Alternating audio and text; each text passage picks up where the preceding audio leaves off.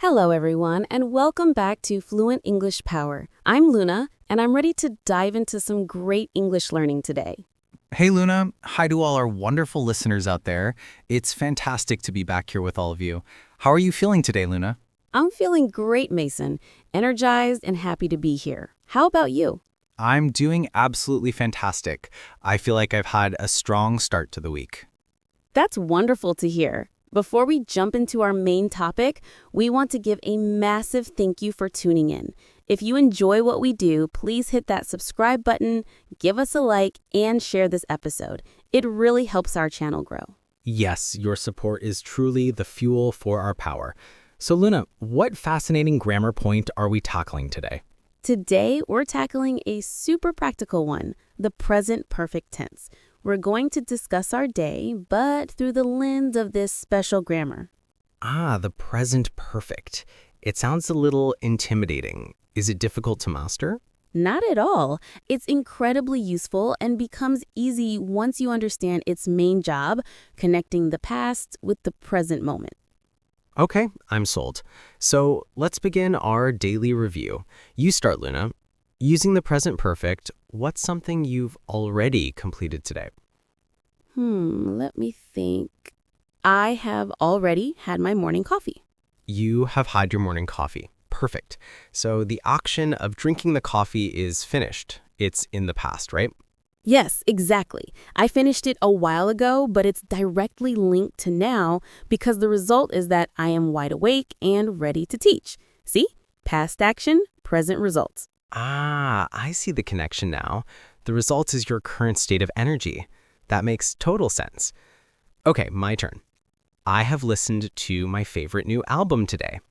You have listened to music. Excellent. What's the result now? The result is my mood is great and I feel focused for this recording. That is a perfect example of the present perfect, and it feels very natural. It is natural, and our listeners can see the basic structure here. We used the helping verb have and then a special form of the main verb. For you, it was listened. For me, it was had. Right, that special form is called the past participle. So the complete structure is subject plus have or has plus past participle. Let's quickly review the helping verb. I, you, we, and they use have. For example, I have finished or they have arrived.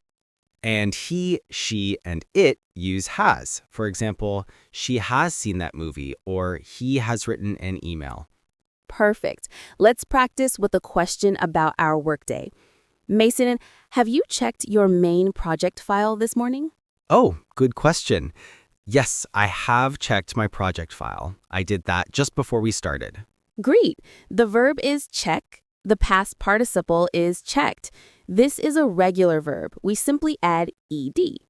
Yes, like call becomes called or watched becomes watched. Regular verbs are easy to remember. I have worked for 3 hours straight. Me too. I have organized my entire desk. It looks so neat now. See, another present result. Exactly. Now, what about irregular verbs? Like my coffee example. The verb is drink and the past participle is drunk. We have to learn those special forms. Right. Another common one is eat. The past participle is eaten. Mason, have you eaten lunch yet? Good question, using a special word. No, I haven't eaten lunch yet. I am getting a little hungry now. So you used the negative form, haven't eaten, have plus not, and the special word yet. We use yet in questions and negative sentences for something we expect to happen soon. Precisely. And what about its opposite, the word already? Already is great. We use it for something that happened sooner than expected, and we use it only in positive sentences. For example, you might think I haven't started filming, but I could say, actually, I have already recorded the intro. Perfect! It shows speed. And finally, the word just. Just means something happened a very short time ago.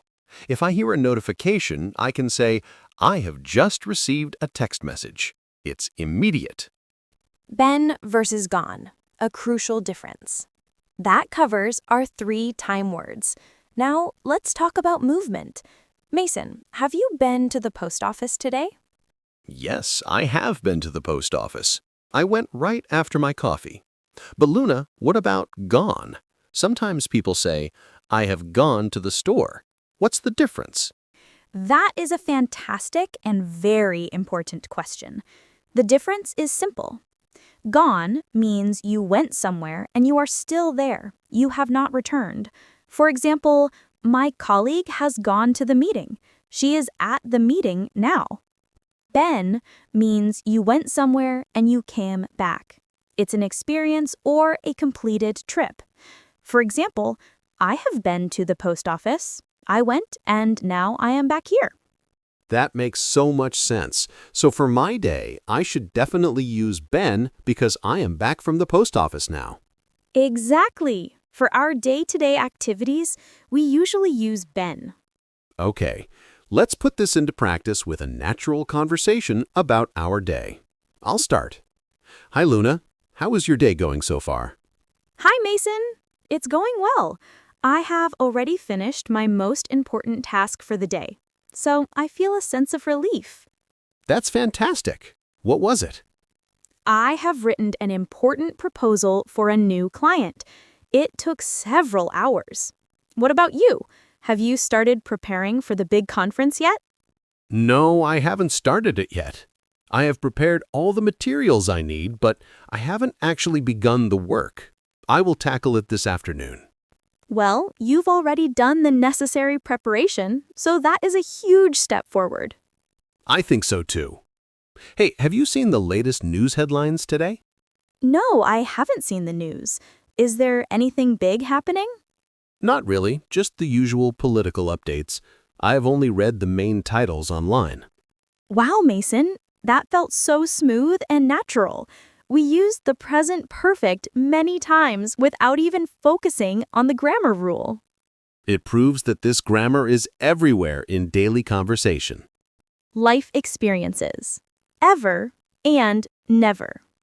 We can also use this tense to ask about life experiences, not just today's activities. For example, Mason, have you ever eaten sushi? An important question. Yes, I have eaten sushi many times. I love it. Me too! See, we use ever in questions about life experiences, like, have you ever? And if the answer is no, we use never. For example, I have never traveled to South America. That's a great example. So ever for questions and never for negative life experiences. The present perfect connects our past experiences to our present self. That makes so much sense. So for my day, I should definitely use been because I am back from the post office now. Exactly. For our day-to-day activities, we usually use been. Okay, let's put this into practice with a natural conversation about our day. I'll start. Hi, Luna. How is your day going so far? Hi, Mason. It's going well. I have already finished my most important task for the day, so I feel a sense of relief. That's fantastic. What was it? I have written an important proposal for a new client. It took several hours. What about you? Have you started preparing for the big conference yet? No, I haven't started it yet. I have prepared all the materials I need, but I haven't actually begun the work. I will tackle it this afternoon. Well, you've already done the necessary preparation, so that is a huge step forward. I think so too. Hey, have you seen the latest news headlines today? No, I haven't seen the news. Is there anything big happening? Not really, just the usual political updates. I've only read the main titles online. Wow, Mason, that felt so smooth and natural. We used the present perfect many times without even focusing on the grammar rule. It proves that this grammar is everywhere in daily conversation. Life experiences. Ever and never. We can also use this tense to ask about life experiences, not just today's activities.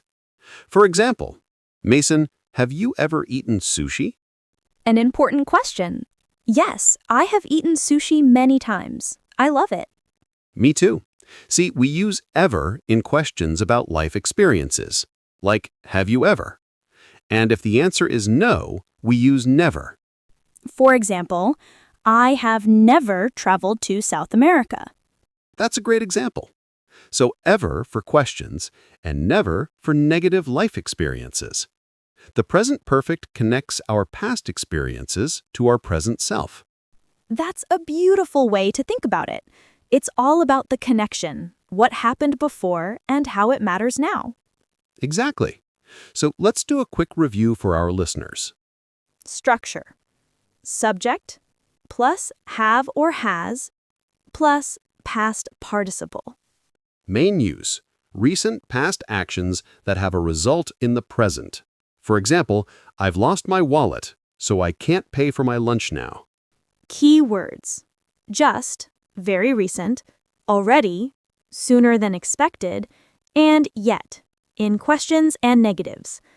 Life experiences: use ever and never.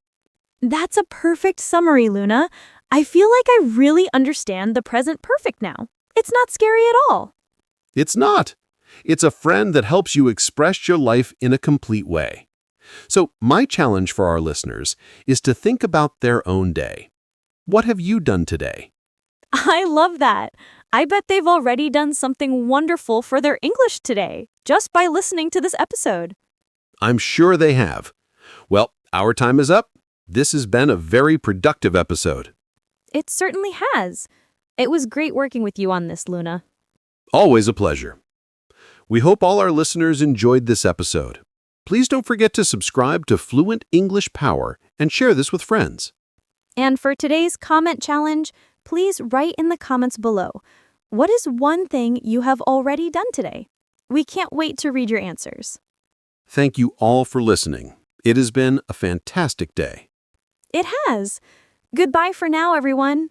Keep practicing. Bye, everyone. See you next time.